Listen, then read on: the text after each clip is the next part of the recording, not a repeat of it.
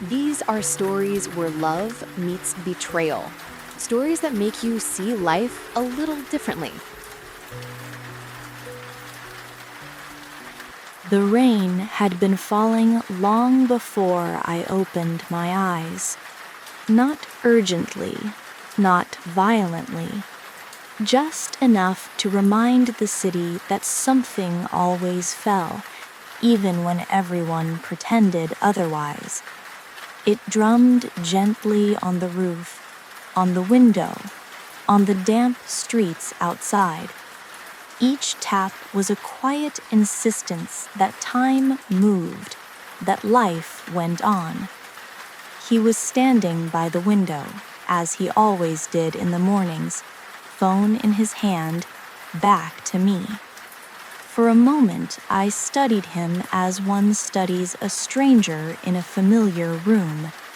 The shoulders were the same I remembered from years ago, strong, dependable, safe. And yet, something had shifted. The silence between us felt heavier, colder. "Did you sleep?" he asked without turning around. "Yes," I said. It wasn't true. I had barely closed my eyes, and when I had, sleep had slipped away as if it feared what I might discover. The rain traced thin lines down the glass, orderly, predictable, unlike us. 11 years of marriage, long enough for habits to replace conversations, long enough for love to stop asking permission.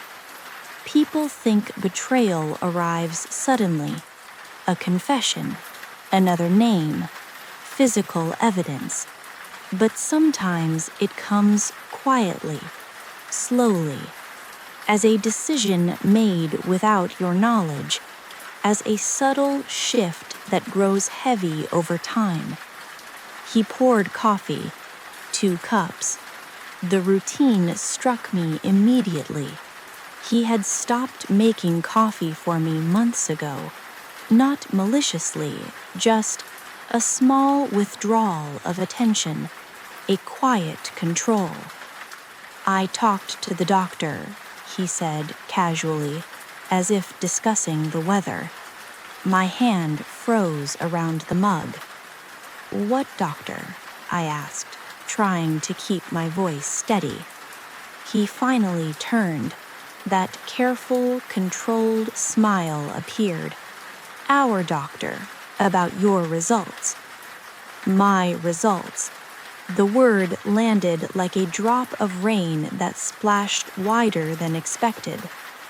"I thought we'd agreed we'd talk about that together," I said, the tremor in my voice barely noticeable. "We did," he replied quickly. "Eventually." Eventually, a word I had learned to mistrust. The rain outside intensified, filling the apartment with a soft, constant hum. "They're not serious," he said. "Nothing urgent. I didn't want you to worry." I looked at him, really looked at him, and the unsettling truth settled in me. He wasn't lying to hurt me. He was lying to protect a version of peace that existed only for him. "When were you planning to tell me?" I asked quietly. He shrugged slightly. That single motion revealed everything. When there was something to tell. There it was, the first fracture. I nodded, not out of agreement, but to measure how deep the fracture went. The day passed quietly, too quietly. Rain followed me like a shadow, reflecting in shop windows, slick streets, and tires slicing through water. At work, I revisited the medical report he had summarized for me, the one I requested weeks ago and never received. The words were careful, professional, clear, but incomplete. This was not nothing, not eventually. A cold realization settled in me, heavier than fear. Evening came. He arrived later than usual. Hanging his coat, he gave the same casual explanation. The meeting ran long. Dinner was silent. The rain filled every gap, tapping against the windows like a patient witness. "You trust me, don't you?" he asked suddenly. "Yes," I said. But inside, I felt the betrayal more sharply than any accusation could have expressed. It wasn't about deception for desire or gain. It was about control. Decisions made for me, information filtered, my life edited without consent.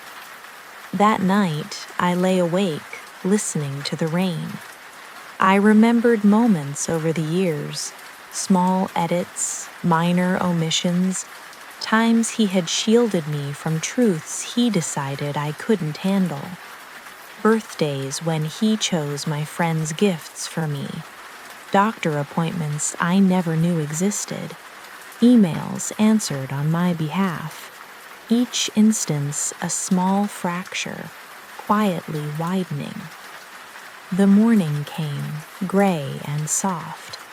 He was already dressed, tie straight, hair neat, ready for the day as if nothing had happened.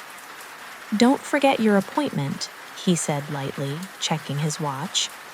I hesitated. "What appointment?"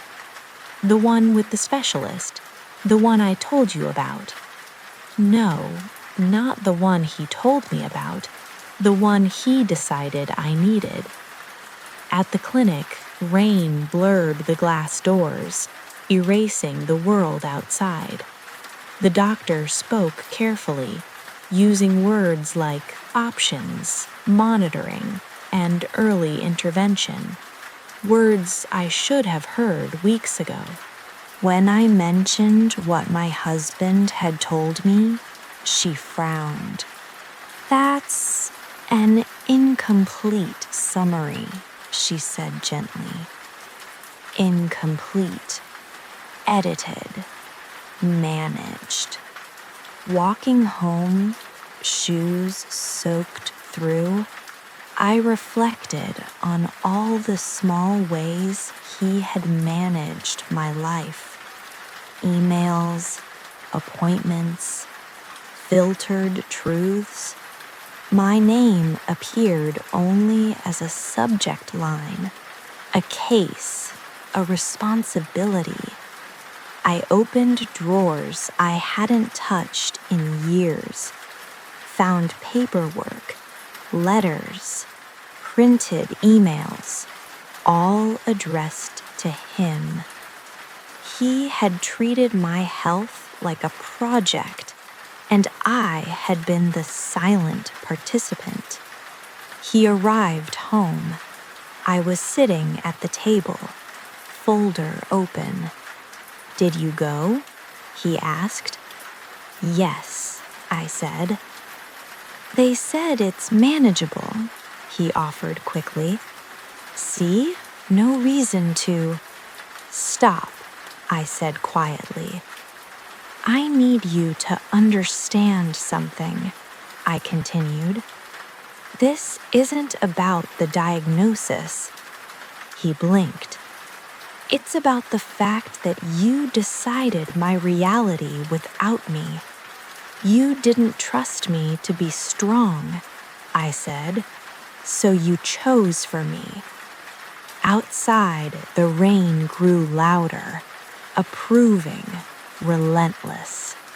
That night, I slept alone.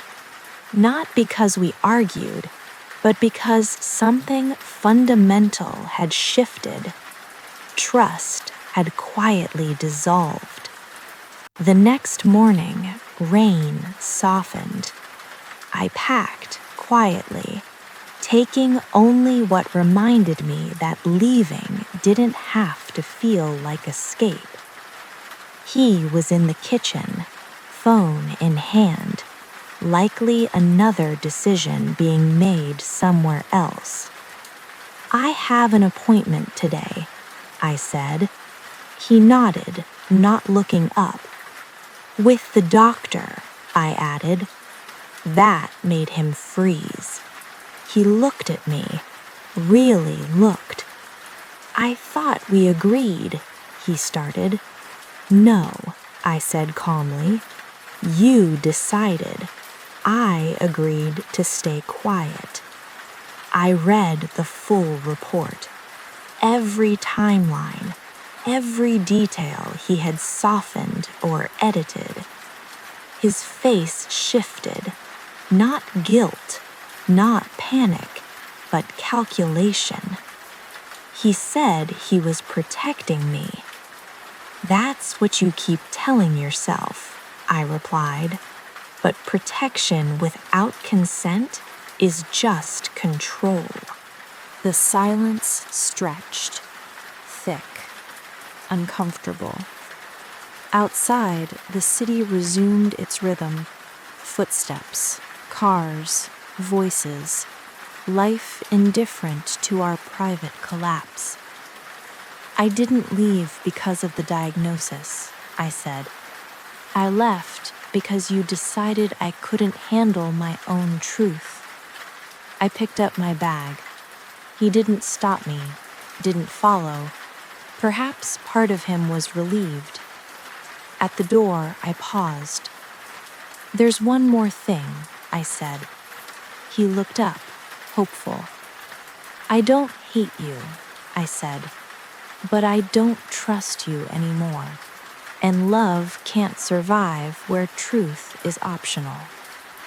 The rain began again as I stepped outside, heavier this time, honest. I walked without rushing, without fear. Betrayal doesn't always leave scars you can see. Sometimes it leaves clarity, and clarity is the beginning of choosing yourself. I wandered the city streets, feeling each puddle and reflection as a marker of freedom.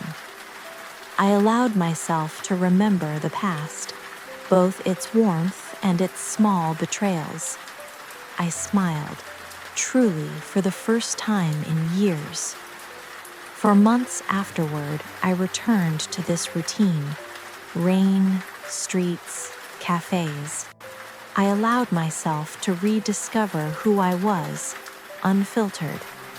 Every decision I made became a small reclaiming of life, each step a quiet protest against years of controlled living.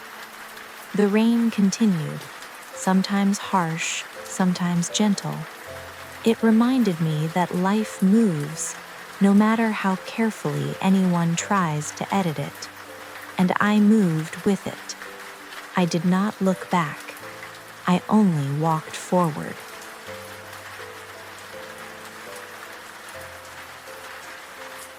Sometimes pain doesn't come from enemies, but from the ones we trusted the most. Maybe that's how life teaches us to see the truth. Could you forgive such a betrayal?